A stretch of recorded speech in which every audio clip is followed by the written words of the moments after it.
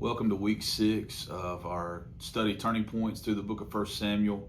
This has been such an incredible journey. I hope that you've enjoyed it as much as I have. I have absolutely loved it. This week our study is going to be called The Fugitive King. The Fugitive King. David is on the run in our study today. We're just going to go through just a couple of chapters. We finished with chapter 19 last time, which of course we talked about the fact that that's not really ideal because there's 31 chapters in the book of 1 Samuel. But I tell you what we're going to do. We're going to do another one next week too. So we're going to go ahead and have 7 weeks so we can really close this thing out well. We're going to go pretty fast today, kind of like we did in some of the earlier chapters where we covered several at one time. So we'll skip a lot of things, but we'll capture some of the big ideas. Real quick before we do that though, let's do a quick recap of Lesson 5. Lesson 5 began in the aftermath of the battle of David and Goliath. David wins the victory, and what happens is he becomes a household name to everybody in Israel. Everybody knows him, everybody loves him, but Saul is very quickly overcome with jealousy. The people begin to ascribe a song to David. Saul has killed his thousands, but David his 10,000s, and Saul just can't take it. Saul has no idea that David's been anointed the next king of Israel, but he knows that he himself has been rejected. The Spirit of God has departed from him. It's on David. And Saul is really beginning to feel in chapters 18 and 19 the kingdom slipping through his fingers. And he understands this is a problem for himself personally. And so Saul, he put David as the commander of 1,000 men because he felt like he had to. And David has success in all of his endeavors. So Saul begins kind of behind the scenes, sort of covertly trying to ruin David, trying to shame David. First, of course, he promises David his oldest daughter's hand in marriage. But then at the last minute, when David is about to be married to Saul's oldest daughter, Saul gives her to another. And you'll remember Saul said, "You can have her hand in marriage if you will fight valiantly for me." And so what he's trying to do, it's like a political move. He wants to make David look bad. He wants to try to make it seem like to the people that David has done something wrong, something that is unworthy of the royal family. And that's why he's not being included. That's why he's not allowed to marry the daughter-in-law. It doesn't work. And so then Saul's next daughter, she wants to marry David. She loves David. And so Saul says, "Okay, I'll tell you what, David, you should marry my daughter, and you can have her if you'll kill 100 Philistines." Of course, Saul's goal is that David will go out there and be killed on the battlefield. But no, not David. David kills 200 Philistines and comes back and he marries Saul's daughter. And then over the course of chapter 19, this is where Saul really starts to let his intentions be known. Throughout 18, Saul kept it a secret. Nobody really knew what he was thinking. But in chapter 19, Saul looks at his men and says, "We've got to kill David." And he begins to try to kill him 4 different times, and none of them work. But that's what's important. Saul is not acting behind the scenes anymore, but God spares David's life. And so that brings us to our next lesson today, and we'll call this section of the lesson Learning to Trust God, because that's exactly what David has to do. He learns to trust God. Now, I do want to say this. We're not going to really look at anything in chapter 20. I'll explain to you kind of what happens. Jonathan can't really believe that his dad really wants to kill David. So he sort of comes up with a plan, and he says, "David, you stay over here, and I'll send a signal if my dad really does intend to kill you." And so Jonathan figures out that, yes, Saul does actually intend to kill David. And so he shoots some arrows in accordance with a plan that they had together to warn David kind of covertly to stay away. And so David is staying away, and he is now on the run. And that's where we're finding ourselves in 1 Samuel chapter 21. The atmosphere of 1 Samuel is different. It's not what it once was. Saul is not quiet about his intention to kill David. In fact, Saul is not just not quiet about it. Saul is absolutely consumed by his intention, his goal to kill David. And like I said, Jonathan was initially skeptical, but now he sees it too. And he has warned David officially. So David is a fugitive, not that he did anything wrong, but he is just on the run from the king. He is fleeing from the king who is out to get him. And the king wants his head, but David has come to a place where he has nothing. He's left his wife, and he has run far away from Saul. David has experienced what it's like to win the hearts of the people. I mean, to be almost like a celebrity in Israel and to feel as tall as a skyscraper.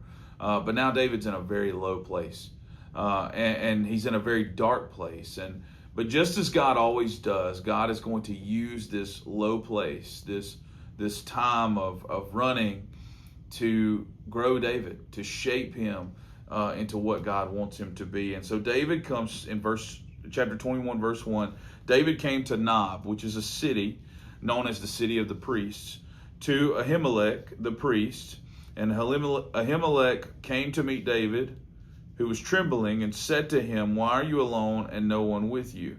And David said to Ahimelech the priest, "The king has charged me with a matter, and said to me, let no one know anything of the matter about which I send you, and with which I have charged you. I've made arrangements for young men to meet me at such and such a place." So David is on the run, and he is being deceptive. He's come to Ahimelech. He's come to the city of the priest. He's seeking solace. He needs help. But he tells Ahimelech, I'm on a secret mission from the king. Saul has sent me on a secret task. We have to keep it quiet. It's very high risk. You know, it's a big deal. It's serious, and we can't let the word get out. But so David's here in the territory of Benjamin. He's come here because he doesn't know where to go, and he needs nourishment and supplies. So he meets with the priest. And what's interesting, you notice Ahimelech said, "Why are you alone?" He notices that something seems off about the fact that David is alone, but David's got a reason. He's deceptive about his reason. And so David says, "Ahimelech, I'm hungry. What provisions do you have on hand? What do you have?" And Ahimelech tells him, David says, "I need 5 loaves of bread or whatever you can produce." And Ahimelech says, "Well, I don't have any common bread, but I only have the holy bread, or the bread of presence, the show bread. If the young men have kept themselves from women." And David said, "Yes." And what he's asking David, he said, "Look, all I have is the bread of presence, this holy bread, this bread that's set apart for ritual worship." And he says, "If you're ceremonially clean, I'll let you have some of it." Now, it's very significant that this is the case, because the ritual bread is instrumental in the worship practices of ancient Israel. One of the jobs of the priest was to place the showbread out in the open. It was to be set out before the Lord at all times. There was always to be some bread out there. And every Sabbath, this bread would be replaced by hot bread. And once it was replaced, the priests were actually allowed to take the old bread that had been sitting out, and they were allowed to eat it. But it was only reserved for the priests. It was not reserved for anyone else. David is certainly not a priest. He is of the lineage of Judah. He's a king, or he's going to be a king. He's not a priest. But we are later told in 1 Samuel chapter 22 that Ahimelech inquired of God. He said, "God, is it okay if I give David some of this bread?" And God gave him the go-ahead to do that. And so he's got nothing but this holy bread, this bread of presence. But God says it's okay. He has approval to give it to David. So he gives some to David. Now, something very interesting about this passage, this is not the last time we hear about David and the showbread, because in the Gospels, one for sure being Mark chapter 2, Jesus is with the disciples, and they begin to pluck some of the heads of the grain from the fields. But the problem is they're doing it on the Sabbath. And the Pharisees see them and they say, "Why are you doing what's unlawful on the Sabbath?" And Jesus says to them, "Don't you remember the story of David when he was on the run? how he went and ate the bread of presence from the temple. And Jesus is using this story to say that the Sabbath is important. The ceremonies are important. The worship practices are important. But it's more, the Sabbath particularly, is more about remembering God's provision, how he has provided, than simply keeping a religious practice. In fact, when the Sabbath was first instituted, you remember that it was during the time of the manna. And God would give the people the manna for 6 days. And on the seventh day, on the sixth day, they were supposed to gather enough for the seventh day. They were only supposed to gather enough for that day because they were supposed to remain dependent on God. But on Friday, they were allowed to grab enough for Friday and Saturday, the Sabbath, the ancient Jewish Sabbath anyway, the pre-resurrection Sabbath. So they were able to gather enough for Saturday, but they were supposed to do that because they weren't supposed to work on Saturday. They were simply supposed to sit back and remember the provision of God for all the other 6 days.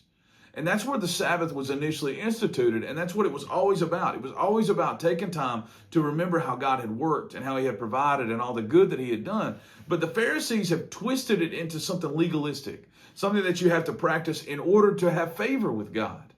Initially, it was because you have favor with God and because God is blessed, you are remembering that. But now it's changed into something else. And so Jesus uses this story to remind the Pharisees, or to show the Pharisees they have gone wrong in the way that they think about this religious practice. The ceremonial laws are important, but God didn't want David to starve. A desperate time called for a desperate measure, and God provided for David when he needed it. You know, it's kind of like what Jesus says elsewhere in the gospel. Sometimes the ox is in the ditch and you have to deal with it. But that's okay. The Sabbath is about remembering how God had worked. Even the showbread was about remembering how God had worked in the time of manna, how he had provided bread for the Israelites. It was all about remembering how God had worked and celebrating that. And even now, here's a key takeaway for us. Gathering to worship is not about checking a box. It's about resting in God's provision. We gather to remember what God has done. We gather to celebrate what God has done. We gather to grow in the knowledge of what he's done so that we can go and make disciples of all nations. So it's very important that we set apart time to worship. It's very important that we forsake not the assembling of ourselves together. We need to set apart time to reflect on God's goodness. We need to set apart time to remember what God has done. We need to do that in the community of believers. We need to spur one another on to love and good works. The Sabbath is something that we need to keep just as much as we are able, but we can't just physically keep it. We can't just physically make sure that we meet together. We have to keep it in the proper perspective too. See, our ceremonial worship practice every week is about remembering what God has done. In this moment, the bread of presence was simply a symbol of remembering God's provision, but it became God's physical provision to David and his men in this moment. And keeping the right attitude helps us to avoid the trap of the Pharisees, the legalism, where we think we keep certain things in order to earn favor and approval from God, instead of the real thing, where we keep our worship practices and our ceremonies out of the joy of knowing God and knowing Christ and loving him and serving him because he is worthy, and he has proven time and again that he is worthy. So when we gather, when we keep our ceremonies, it's not just about checking a box. It's about resting in God's provision. Now, it's revealed to us in verse 7 that a certain man of Saul's army was there. In fact, one of the chiefs of Saul's army, his name is interesting. It's Doeg. I'm going to call him Dog. Dog the Edomite. And he was something. I mean, he was an animal for sure. He's there and he sees Ahimelech help David. Now, we don't know if he knows that David has tricked Ahimelech, deceived him. We don't know if he knows that Ahimelech was deceived. But nevertheless, he is there and he sees it take place, and that's important later. So go ahead and stick that in the back of your mind, and we'll look at that in just a moment. Now, David also says, look, I need food, but he also says, I need weapons. Do you have any weapons here? He says this in verse 8. Do you have a sword or a spear on hand? And something really cool happens. Ahimelech says, well, I've got Goliath's sword. The holy place there at Nob has put this sword on display as a reminder of God's salvation and deliverance of his people against the Philistines. And now here David is, he says, oh, that'll work. That's a great sword. David would know because he handled that sword to cut off Goliath's head after he knocked him down with the sling and the stone. So he says, yeah, I'll take that sword. That'll do. And so now David, in this moment of fear, where he has resorted to lying and deception, he now holds once again the sword of Goliath. David held this sword before in one of his strongest days of faith, when his faith was at its strongest, and now David's faith appears to be at its weakest, and yet he holds the sword of Goliath, reminding him of how God delivered him in one of the most insurmountable moments where victory seemed difficult, and yet God delivered. And now David is face to face with this sword again. It's ironic, but not with God. It was intentional. God wanted him to remember his provision, and God is reminding David to trust him. And I want you to note this key takeaway right here as we reflect on this just for a moment. Remembering God's mighty works yesterday can carry us through the challenges of today. Remembering God's mighty works yesterday can carry us through the challenges of today. This sword was displayed as a reminder to Israel of God's provision against insurmountable odds. It must have been incredible for David to hold this sword even as he resorted to dishonesty and deception. It was as though God was reminding him, I was in control that day when the mountain seemed high and the challenge seemed great, and I am still in control today. And it would be awesome to be able to sit here and say, and from that moment on, David learned his lesson and he was strong in the eyes of God. But actually, David's lesson is not over. David, in the second half of chapter 21, verse 10, it's where it starts. David rose that day and fled from Saul and went to Achish, the king of Gath. Be careful not to let that make you gasp, because that's a city of the Philistines. In fact, that's the city where Goliath was from. And to us, the reader, we read that and we think, this guy's nuts. He's got Goliath's sword in his hand, and he's about to walk into Goliath's city of the Philistines. And it might seem really confusing to you what David is doing, but I'm going to tell you what he's doing. David is trying to rely on human institutions to protect him. So he is hoping to go to the Philistines and negotiate a treaty, negotiate some form of protection. He's coming as a refugee, and he's hoping to try to rest in human institutions. He is acting as a man. He is in fear for his life. He doesn't know what to do. He doesn't know where to turn. And he says, maybe I can go and negotiate some deal with the Philistines. And to you and me, that just seems crazy, but it's hard for us to understand exactly where his head is at. He's in pursuit for his life. His thinking is probably not clear.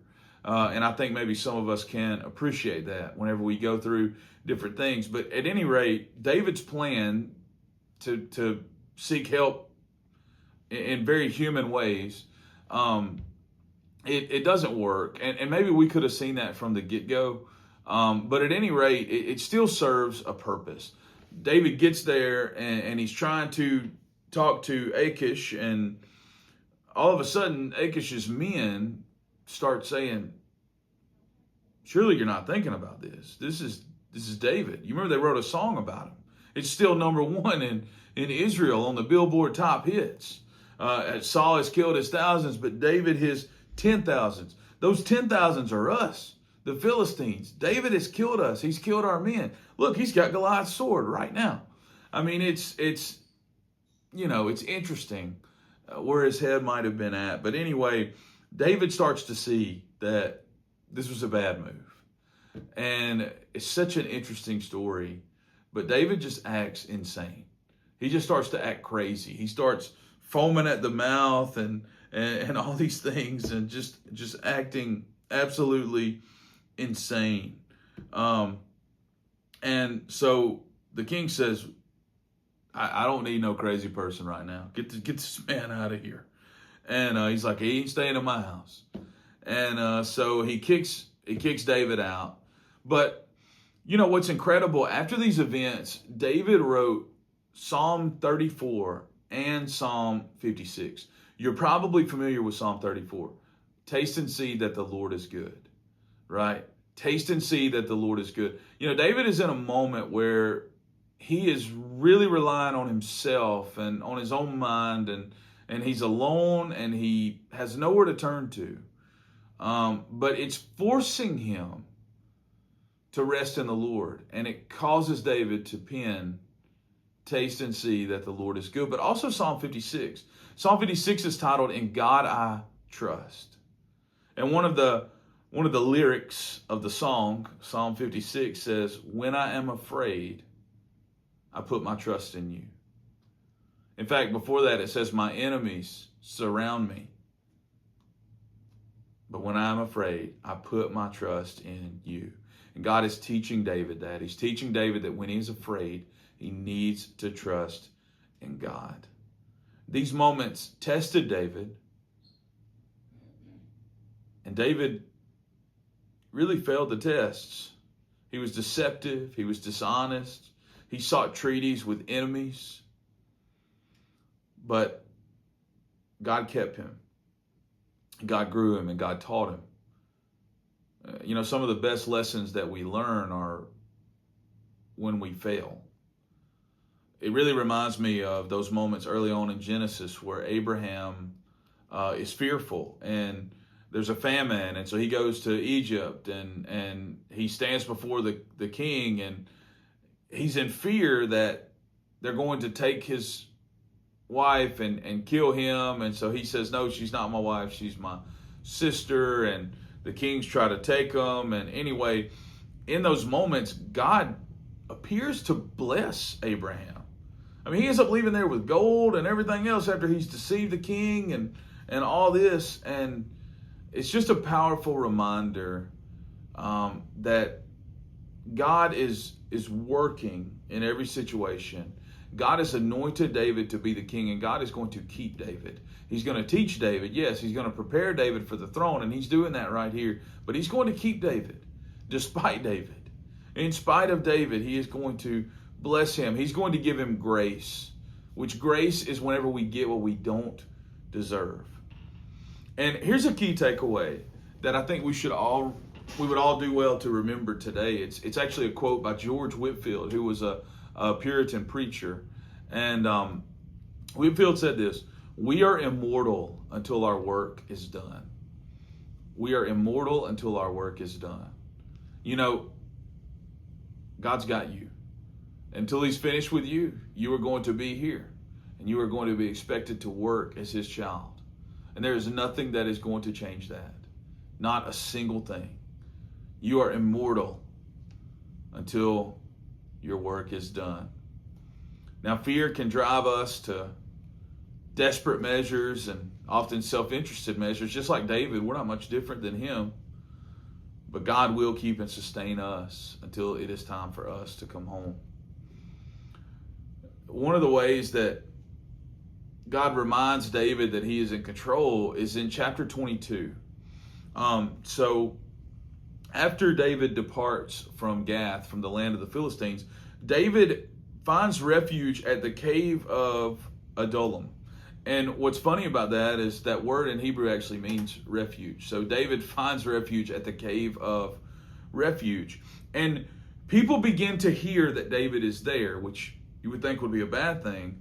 But The Bible says something really interesting in verse 2 of chapter 22. Everyone who was in distress, and everyone who was in debt, and everyone who was bitter in soul gathered to David, and he became a commander over them. And there were with him about 400 men. So David goes to the cave of refuge alone, being pursued by Saul and his army. Who knew how many were in that army? David is being pursued, but all of a sudden, God sends the disenfranchised, the ones that have been hurt by Saul's kingdom, the ones who are in debt, the ones who are in distress. He sends them to David, and David becomes a commander over them. David now has an army. And it's a powerful reminder to the reader that all are welcome in God's kingdom. All these people, the disenfranchised people, they come to David, and David is learning how to lead and how to love the marginalized. Some of them will later become leaders in David's administration. And this is where it all starts. Proof positive that God can use anyone. You know, God turned the whole wide world upside down 2,000 years ago with just fishermen, just simple men in the disciples, 12 ordinary men who reshaped everything.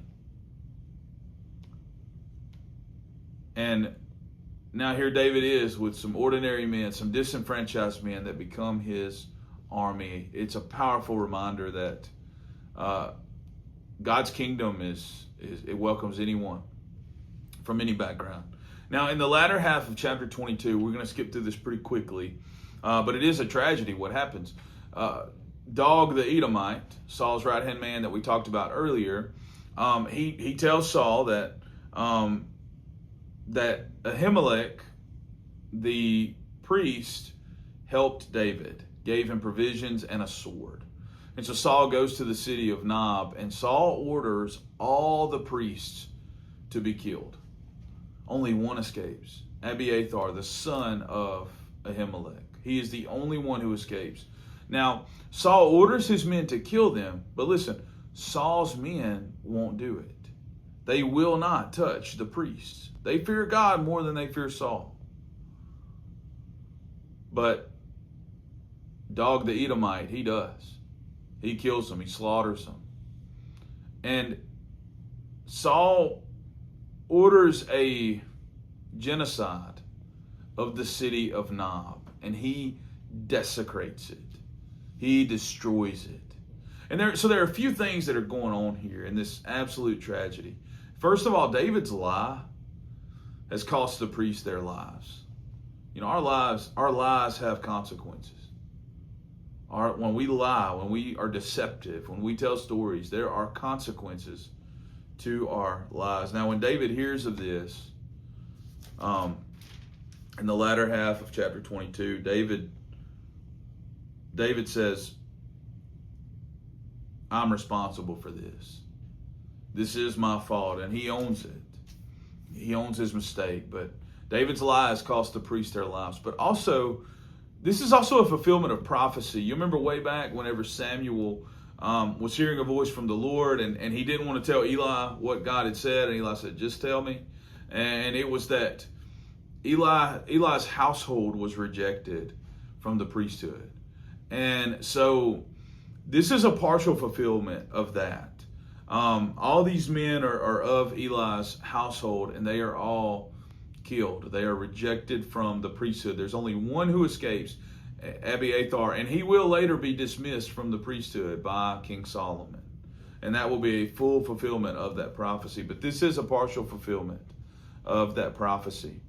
And lastly, and very interestingly, the writer takes great care to show us something. Saul did to his own people what he would not do to the Amalekites. Do you remember in 1 Samuel 15, God instructed Saul to judge the Amalekites and to completely destroy the Amalekites, and he doesn't do it. He doesn't fulfill what God had called him to do. But now here, to his own people, Israelites in the city of Nob,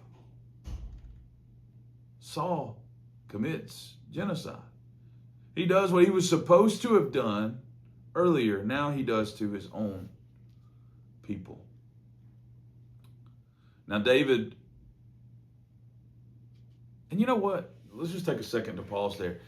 He did that to preserve his own crown. It was self-interested, self-motivated. Now David, by contrast, is a strong leader, and we're about to start to see some of the ways that he leads with strength.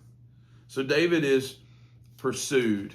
We're looking at chapter 23, and we're just going to go really, really quickly here. But David is still being pursued by Saul, but David's heart is with his people. David wants to go and help the people at Keilah, which is an Israelite city. The Philistines are there. They are attacking, and David hears that they are under attack, and he says, I've got to go. I need to help my people. Even though David is being pursued, he says, I need to go and help my people, the Israelites. And so he inquires of God, God, what would you have me to do? Should I go? God says, go. It's time to go. I'm giving them into your hand. Now, one of David's men says, hold on just a second. I don't know. I mean, we're afraid right here where we are. Why would we go put ourselves in further danger? So David asks God again. God says, go. And I find that very telling because it's a direct contrast. The writer has given us a direct contrast to Saul. Saul's men would not kill the priest. But Saul orders them to do it anyway. And he finds one who's wicked enough to do it. But David's man comes to him and says, I'm not sure that we should go. And David listens. And he inquires of God. Now, again, a second time. Now, ultimately, God instructed him to move forward. But I just find it telling that David takes time to listen to his people. And here's a key takeaway. Good leaders listen to their people. Good leaders find value in their people. David is a good leader. He is a contrast to Saul.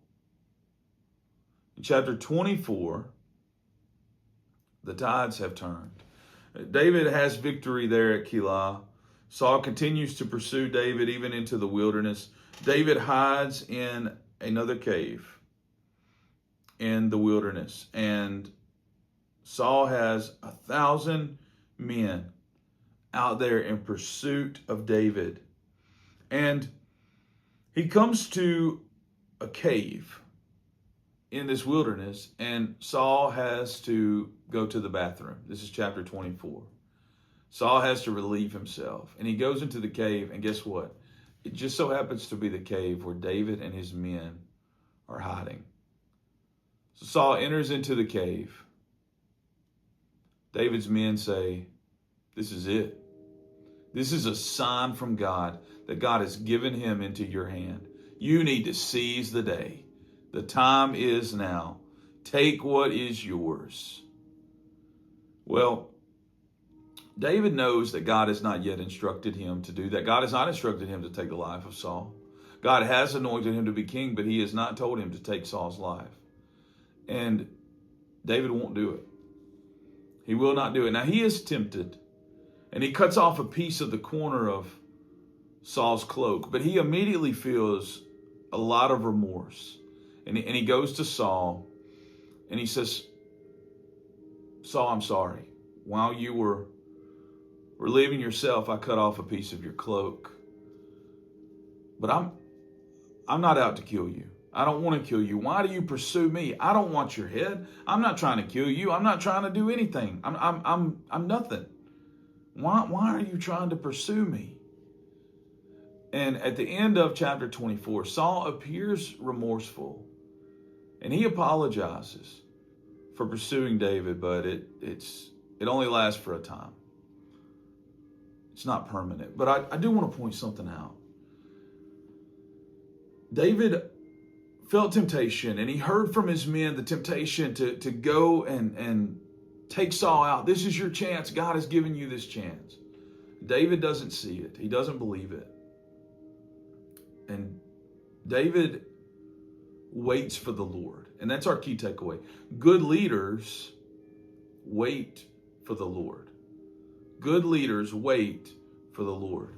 How easy it would have been for David to have been liberated from Saul's unrelenting pursuit. I mean, David could have finally stepped into the ground. All he had to do was just take Saul out, and he was right there. Saul's been pursuing him, but now that the tides have shifted, now Saul is at the end of David's sword. And it would have been so easy. But David feared God. And who knows, for David to have killed Saul, it might have divided the kingdom against David. We simply don't know. We don't know what kind of... We're hearing Saul's insanity and his insane pursuit of preserving the crown, his self-interested, his selfishness. But see, we don't know what the people think of Saul. We really don't have that. We know that people think highly of David, but we don't know. Maybe they still think highly of Saul. We have what the reader thinks of Saul, which is informed by Saul's own, the writer of 1 Samuel. We have what he thinks of Saul. We have his own personal thoughts, but we don't know if that's the national